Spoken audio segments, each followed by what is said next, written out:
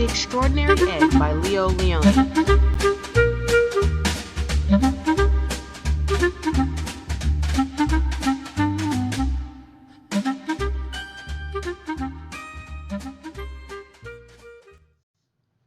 On Pebble Island, there lived 3 frogs, Marilyn, August, and one who was always somewhere else.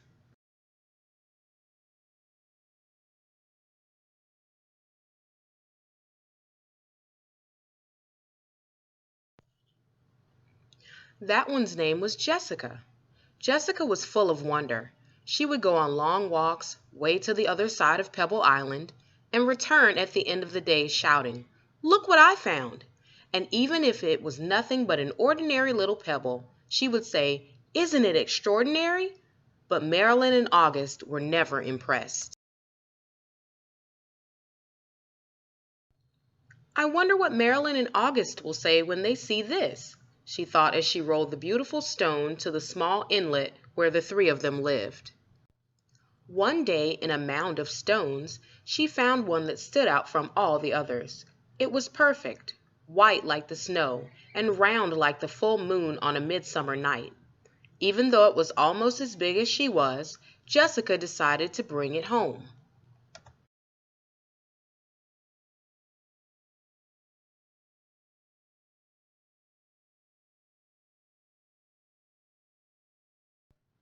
"Look what I found!" she shouted triumphantly. "A huge pebble!" This time Marilyn and August were truly astonished. "That is not a pebble," said Marilyn, who knew everything about everything. "It's an egg, a chicken egg." "A chicken egg? How do you know it's a chicken egg?" asked Jessica, who had never even heard of chickens. Marilyn smiled. "There are some things you just know." A few days later the frogs heard a strange noise coming from the egg. They watched in amazement as the egg cracked and out crawled a long, scaly creature that walked on 4 legs. "See," exclaimed Marilyn, "I was right. It is a chicken." "A chicken?" they all shouted. The chicken took a deep breath, grunted, gave each of the astonished frogs a look, and said in a small, raspy voice, "Where is the water?" "Straight ahead," the frogs cried out excitedly.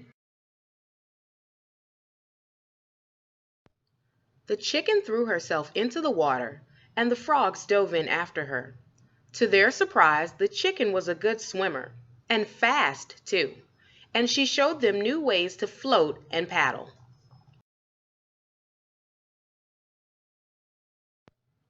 They had a wonderful time together and played from sunup to sundown. And so it went for many days.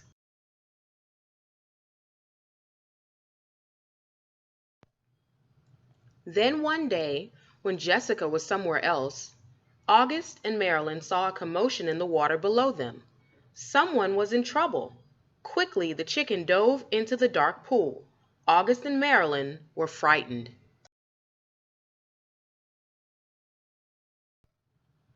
After a few long moments, the chicken reappeared, carrying Jessica. "I'm all right," she called. "I got tangled in the weeds, but the chicken saved me." From that day on, Jessica and her rescuer were inseparable friends. Wherever Jessica went, the chicken went too. They traveled all over the island. They went to Jessica's secret thinking place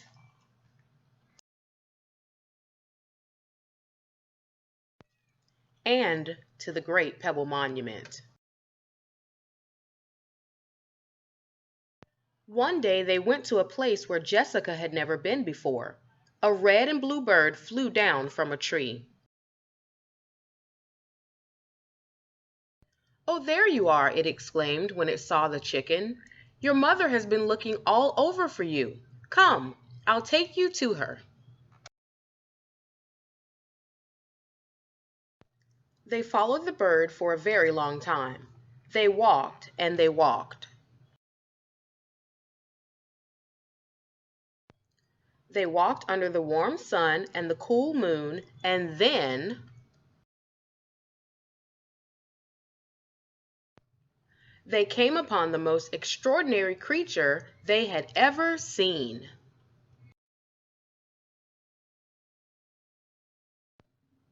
It was asleep, but when it heard the little chicken shout, "Mother!"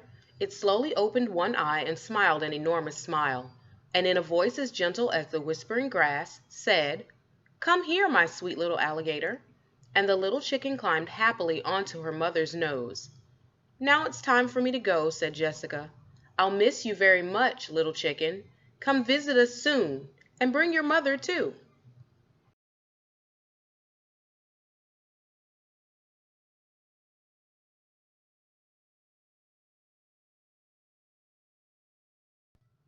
Jessica couldn't wait to tell Marilyn and August what had happened. As she neared the inlet, she shouted, "Guess what I found?" And she told them all about it. "And do you know what the mother chicken said to her baby?" Jessica asked. "She called her my sweet little alligator." "Alligator!" said Marilyn. "What a silly thing to say." And the three frogs couldn't stop laughing.